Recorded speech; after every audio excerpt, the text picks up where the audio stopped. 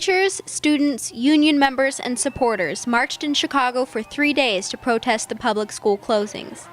54 schools originally were on the list to be closed, 90% of which were in minority neighborhoods. During a panel on the issue at DePaul, Professor Stephanie Farmer of Roosevelt University claimed Chicago was forming the new Jim Crow era.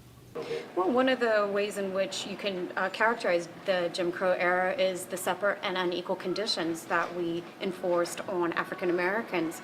And if you look at the school disinvestment, what we're essentially doing in Chicago is disinvesting from neighborhood schools in African American communities while not disinvesting in neighborhood schools in white communities. But Mayor Rahm Emanuel says closing the schools is necessary to save money and because many of the schools were underutilized and underperforming.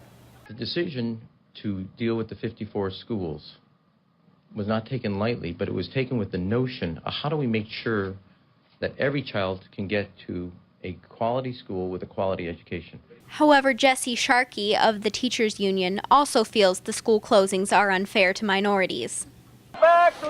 There's only 125 students in the entire city who are white who are affected by this, whereas the number of students affected as a total are somewhere in the neighborhood of 30,000 students. So Valerie Nelson, a parent of a special needs student, says the closing of her daughter's school will prevent her from getting the instruction she needs. So I got up, everyone from my school could see my face turn red with tears that CPS was already lying about listening to our special needs parents.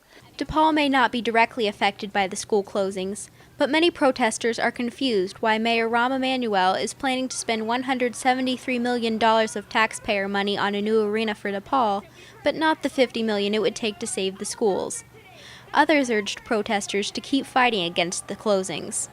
We will mount up on wings like eagles. We will run and not quit. We will walk and not faint. Let's stay on the battlefield and let's save our schools. I think these school closings are ill-advised, poorly planned, and based on flawed data. The marches ended with a rally at Daley Plaza. Are black, we are proud. We are white and we are proud. No matter what the color is, no matter if you're Asian, Chinese, it doesn't matter. You should not be closing these schools without walking into them, seeing what is happening in these schools.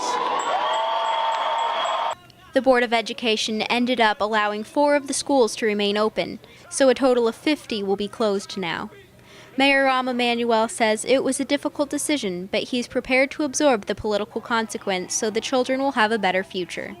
Chicagoans marched in the streets for 3 days to protest the Chicago public school closings, but their overall consensus is, whether the schools are closed or not, their fight is not over. With Good Day DePaul, I'm Annalie McGlone.